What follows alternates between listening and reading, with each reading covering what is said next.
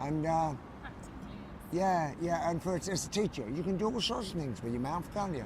You can be funny, you can be sad, with your whole face, can't you? Anyway, that's another story. Who else? Oh, there was me, the Archbishop of York. Yeah.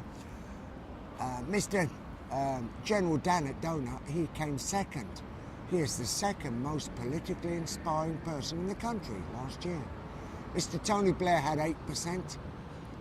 Prime Minister David Cameron, leader of the opposition, had 6%. This Muslim young lady had 2%. Archbishop of York had 12%. General Dannett had 18%.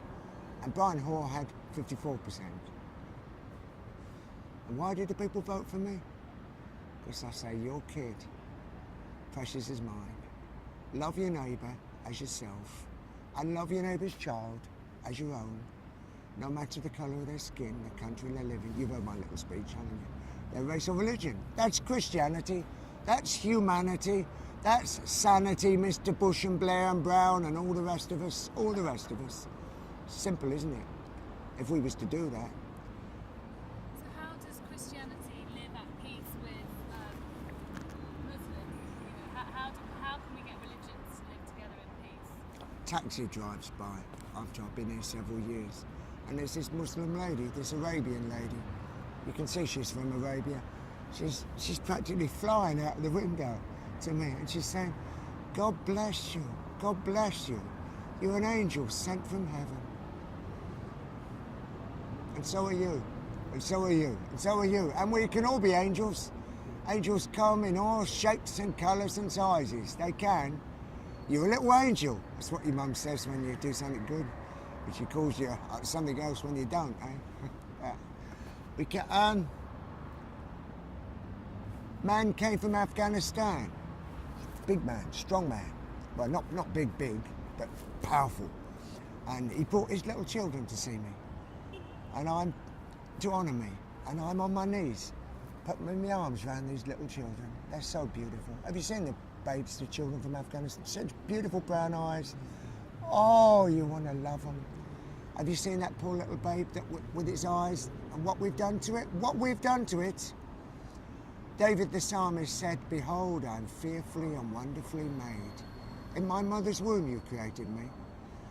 And the scientists tell us that your eyes, the iris of your eyes, your fingerprints, your genes, not the trousers you're wearing, but your genes, you know, G-E-N-E-S, your genes, unique, one off.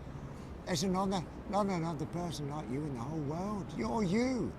And you are you, and all the billions of children, all the billions of grown-ups or grown-downs, we're all unique. That's how we were made. When I made my one-off piece of fine furniture, I've got a little inkling, a little tiny inkling what Mr. and Mrs. God are like, and this creating bit, because I made something, so have you. But look at a babe. It's a marvellous work of art, isn't it? Where did we get to? We got to how Do you remember? we can bring peace.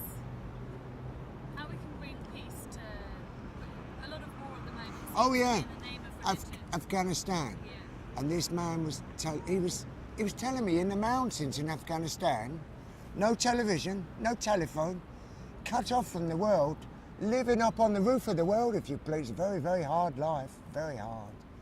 They know all about me. They know all about our display, about us here.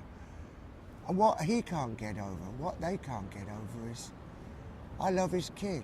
I love their kids like I do my own. They can't get over that. Don't you think that's sad? I think it's bloody sad. Pardon my English or French or whatever. It's awful sad, because why should I be exceptional just because I'm a human being? Just because I'm behaving just like a good dad? If I love my kid, how could I be like the mafia, you know? You pay your dues, your wife, your kid. And they're loving and doting with the Godfather. Loving and doting with his grandchildren, with his children. And he'll do horrible things to his neighbour's children, just for money or for respect, you know. And all this is being done because of ego and power and greed, isn't it? And all we got to do is look at our neighbours' kids and love them just like we do our own. And we've got to look in the mirror and we've got to start loving ourselves. And we've got to be honest, haven't we? Because the German people appreciate honesty. Do you know that in the German schools and colleges, to this day, they have to spend a lot of time learning about the Holocaust. You've heard about that, haven't you? When the Jewish people were exterminated, and the gypsies and the communists and many people. Did you know there were good people, good German people who were killed as well? They called them the White Rose people. And they said, we would not be silent while their neighbours were being treated so badly just because they happened to be Jewish or whatever. And that's what we got to do. We won't be silent. We'll sing out. Singing's good, isn't it? I love singing. Do you play any instruments? Instruments are great. Recorder? Well, that's good. Everybody, you can play the cymbals, the tambourine, the drum. Yeah, anybody can play something. And it's practice as well, isn't it? Oh, a guitar's awful. When you first start, you're all fingers and thumbs, and it feels so strange. But when you get used to it, it just feels like a part of your body, and it's comfortable. And you twang, twang, twang. Or the trumpet, or the violin. Oh, there's got to be an instrument that you're good at. Everybody's good at something. Try it. But there again, they don't teach music much in schools these days, do they? And you have to pay for lessons and pay for instruments and bring back music in schools. We all love music, don't we?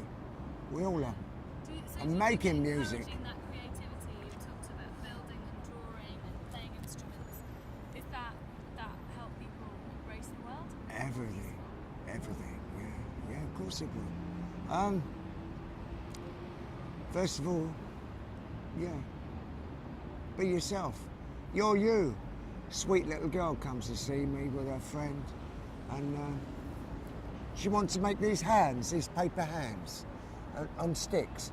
And she's going around all the schools, getting the children to write their expression on them, all different ages, all the good kids who have to go to school, can't come here, and all their different expressions.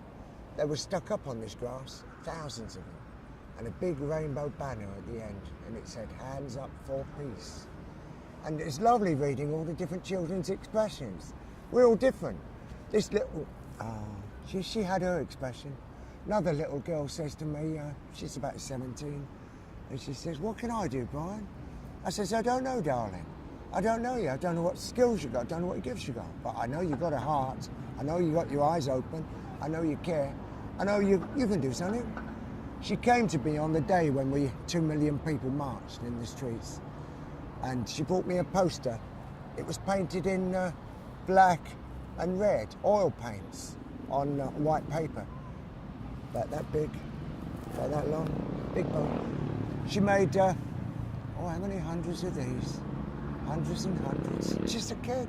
And you think, have you ever used oil paint? It takes a long while to dry.